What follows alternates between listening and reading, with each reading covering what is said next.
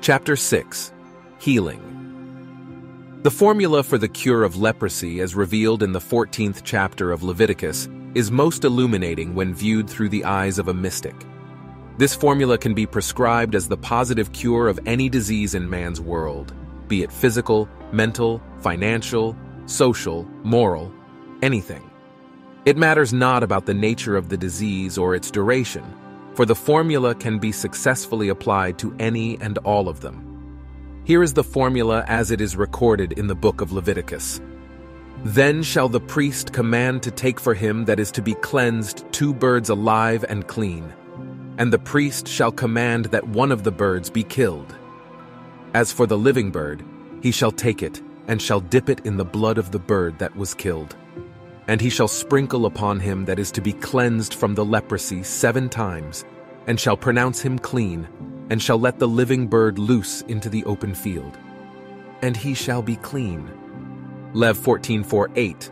A literal application of this story would be stupid and fruitless, while on the other hand, a psychological application of the formula is wise and fruitful. A bird is a symbol of an idea.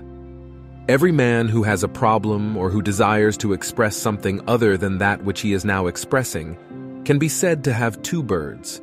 These 2 birds or conceptions can be defined as follows. The first bird is your present, out-pictured conception of yourself.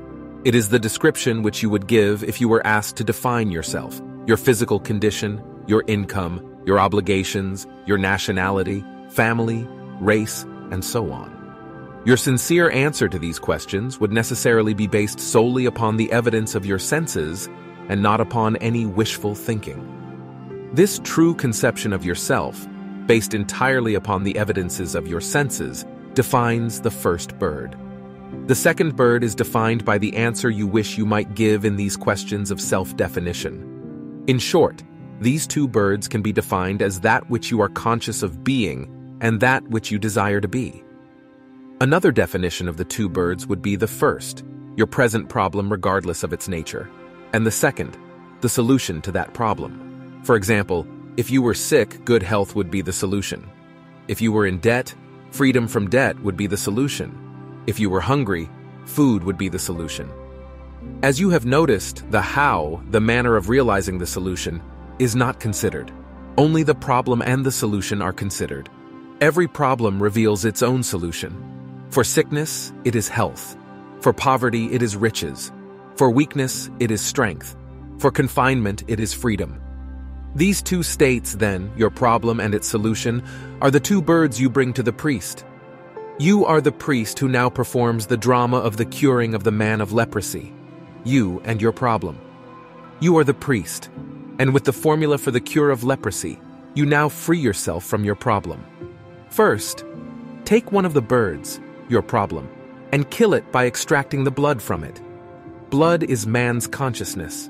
He hath made of one blood all nations of men to dwell on all the face of the earth. Acts 17:26. Your consciousness is the one and only reality which animates and makes real that which you are conscious of being. So turning your attention away from the problem is equivalent to extracting the blood from the bird. Your consciousness is the one blood which makes all states living realities. By removing your attention from any given state, you have drained the lifeblood from that state. You kill or eliminate the first bird, your problem, by removing your attention from it. Into this blood, your consciousness, you dip the live bird, the solution, or that which heretofore you desired to be or possess. This you do by freeing yourself to be the desirable state now. The dipping of the live bird into the blood of the bird that was killed is similar to the blessing of Jacob by his blind father Isaac. As you recall, blind Isaac could not see his objective world, his son Esau. You too are blind to your problem, the first bird, for you have removed your attention from it, and therefore you do not see it.